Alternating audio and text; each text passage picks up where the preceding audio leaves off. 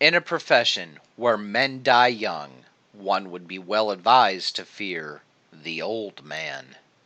Hello everyone, my name is Pestolents, and welcome to this installment of In the Bay. Today we are going to be looking at a venerable war machine from the age of the Star League, the BLR-1GB BattleMaster. The 1GB was an upgraded version of the BattleMaster that was used exclusively by the Star League Defense Force's Royal House units. Introduced in 2760, it was built on an endo-steel chassis to reduce its weight. It also upgraded its standard single heat sinks to the double heat sink varieties as per protocol for all SLDF Royal battle mechs. However, the SLDF did decide to drop its two rear-facing medium lasers completely and add this to its weight savings. It further replaced its standard particle projection cannon normally housed in the right arm with two extended ranged particle projection cannons, one for either arm. It further upgraded its long-range fire capabilities with a single large pulse laser mounted in the right shoulder. This, however, made its stock configuration run very hot. Let's take a look at how I outloaded this BLR-1GB BattleMaster. For long-range firepower, this has been outfitted with a single Magna manufacturer large laser. In my opinion, is the hardest hitting and most accurate standard large laser that you will find throughout the inner sphere, regardless of era of manufacture.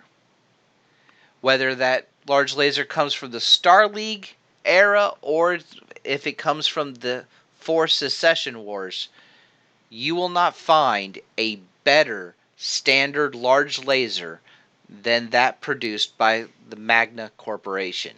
I have further backed up the highly accurate Magna large laser with 6 diverse optics medium class lasers. These 6 medium lasers rival the accuracy of the large laser all the way out to their maximum range of 270 meters.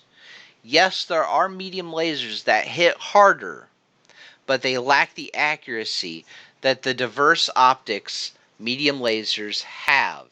And we are all about putting lasers on target first try. Because if you shoot the enemy's arm off, they can't use that weapon ever again. But if you do happen to get into a slugging match with another mech that decides that it actually wants to stand its ground, to really drive the point home, I have installed a matched twin pair of short-range missile racks. These 2 6-packs are made by the Valiant Corporation. These 2 SRM-6s have a kinetic punching power that you will not find in any other SRM 6-packs regardless of era of manufacture. These missiles individually do more damage when they explode against the enemy hull, and they hit harder, which are more likely to take the enemy mech pilot off of his feet. And as you know, it's really hard to shoot back when you're laying flat on your back. But if you do happen to find yourself against infantry that are getting kind of uppity and forget who the true master of this battlefield is, a single point defense weapon mount is in the left shoulder. I have installed here a Blaze Fire extended range small laser. The Blazefire Extended Range Small Laser has a superior punching power all the way out to 150 meters, which is 60 meters longer than a standard small laser from the Secession War era. These Blazefire ER small lasers are still being produced today, but you will be paying a premium for them because the technology dates all the way back to the era of the Star League.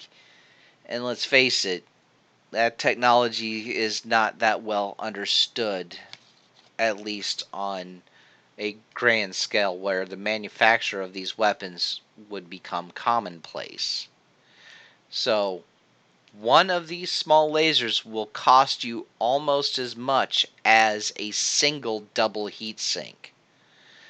Speaking of double heat sinks, this mech has them in spades. As I mentioned before, the 30 heat sinks that are mounted in the fusion reaction engine of this battle mech are of the double strength variety. So taking even a single engine hit is costly. I have further augmented its heat dissipating abilities by mounting 4 further double heat sinks, 2 in the right torso and 1 in either leg, for superior heat dissipation capability. Now, if you happen to find yourself in a hot biome, such as a tropical environment or a desert, especially desert in the summertime, or worse yet, a lunar environment where there is no atmosphere to interact with, your poor heat sinks will have to radiate the heat away rather than have contact with an atmosphere. This will reduce the efficiency of your heat sinks, regardless of what type you have, by 25% off the top. I have helped mitigate this heat inefficiency with a Mark III thermal heat exchanger system. This reduces weapons fire heat by 20% off the top. So this will help keep you cooler longer before your heat sinks get involved.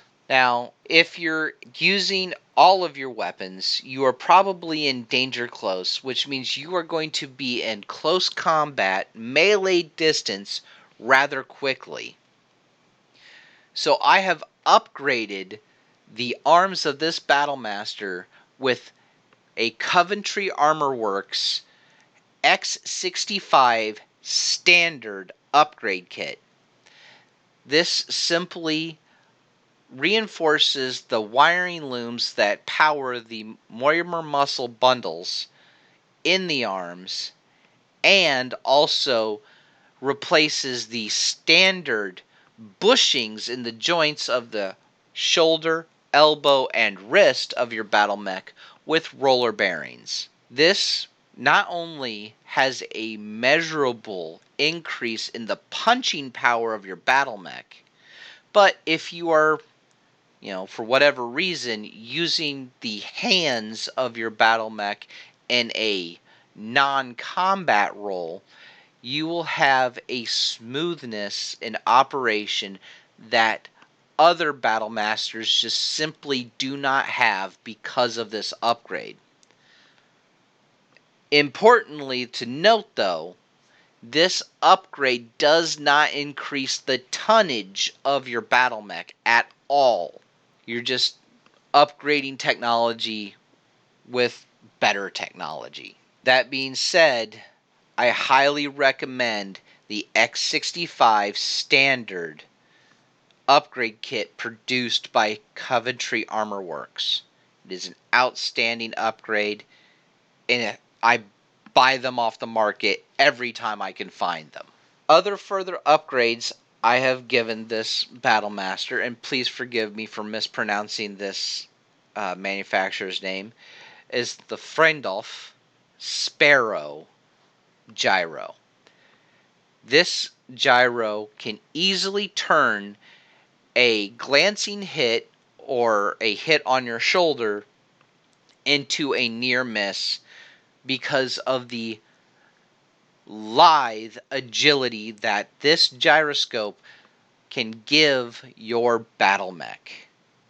I highly recommend one. Unfortunately, at 2.4 million C-bills per gyro, they are one, expensive, and two, hard to come by. But if you can come by one and can afford it, I highly suggest it. Unfortunately, this is not the most expensive single upgrade I have given my BattleMaster. Moving on to other upgrades I've given my BattleMaster is a 940,000 C-bill upgrade to its comm system. The Star Corps Dulabon comm system upgrades the sensor suite and battle grid interface for your mech warrior, which will relay the information to your mech warrior and help further better inform your mech warrior at every stage of the battle, whether it is damage being dealt to the enemy or damage received by the enemy, even the enemy's tactical movements around the battlefield. This is a superior system that I personally highly suggest buying at every opportunity. And since you are again replacing existing equipment with upgraded technology, just like the arm mod and the gyro, there is no increase of the battle mech's weight. The weight stays the same, and as we all know, that translates into other abilities that you can give your battle mech. As previously mentioned, I have upgraded the double heat sinks with 4 additional double heat sinks mounted throughout the battle mech.